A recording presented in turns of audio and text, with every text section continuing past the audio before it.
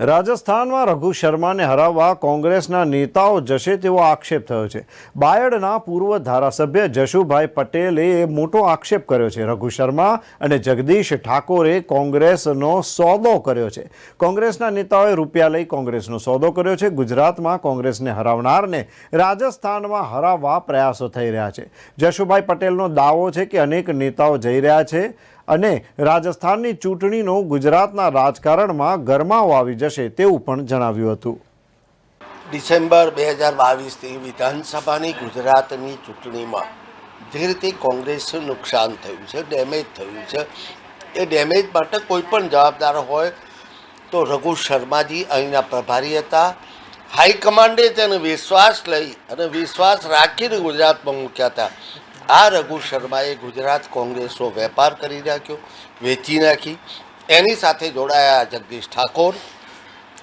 ગુજરાતના ઇતિહાસમાં ક્યારેય ન ભૂતો ન ભવિષ્યથી બન્યું હતું એવી 17 બેઠકો લાવી ગુજરાત કોંગ્રેસનો રકાસ કરી નાખ્યો। આ રકાસ માટે કોઈ જવાબદાર હોય તો રઘુ શર્મા અને જગદીશ ઠાકોર છે। જ્યારે અરવલ્લી જિલ્લાને લાગુ પડે છે ત્યારે બાય ઇલેક્શન જીતીને આવેલા ઉમેદવારને કાપવા માટેના કોઈ પેરામીટર નહોતા।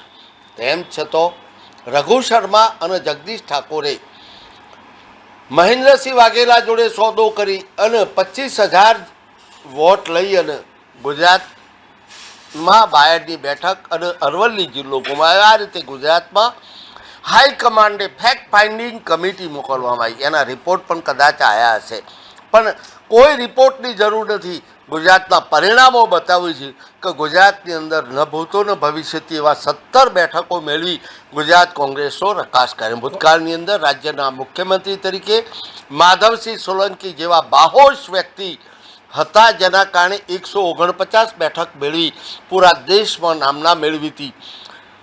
અને મધ્યાહન ભોજન જેવી યોજનાઓ બંધ બાંધવા, ગુજરાતના બેરોજગારોને રોજગારી આપી, આ કામ માધવસિંહ સોલંકીએ કરી અને ગુજરાતમાં કોંગ્રેસની નામના વધારી હતી।